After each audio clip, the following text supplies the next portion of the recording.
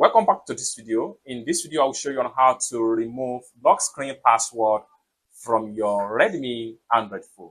Let me show you how. But before we dive into the tutorial, if you find the tutorial useful and you are very new to this channel, remember click on that subscribe, turn on the notification bell for more useful tutorial like this. So with that being said, let's get started.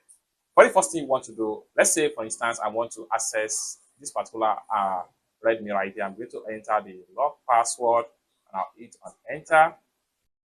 So it's going to open up my phone right here, but in some cases, you may decide to remove the lock password on your Redmi Android phone. Next thing you want to do is to head over to settings on your Redmi Android phone. So I'm going to click on setting right here.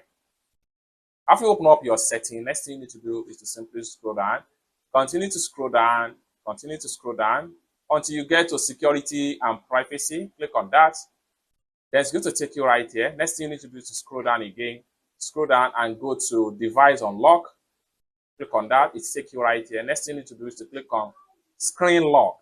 Click on that. Then re-enter your password. Then it's going to take you right here. Now, for you to remove password lock screen completely, what you need to do is to switch to none right here. Then click on delete. It's that simple. By the time I exit from my Redmi right here, and I try to close the phone, and by the time I try to have access back to the phone, the password will no longer be required before I can access my phone. If I simply tap on here, and you can see I was able to access the phone successful without require password to access my phone.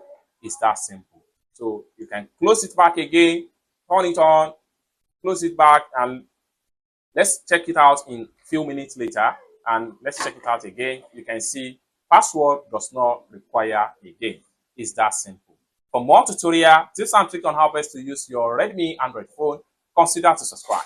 Thank you so much for watching, and I hope to see you in my next video. Bye for now.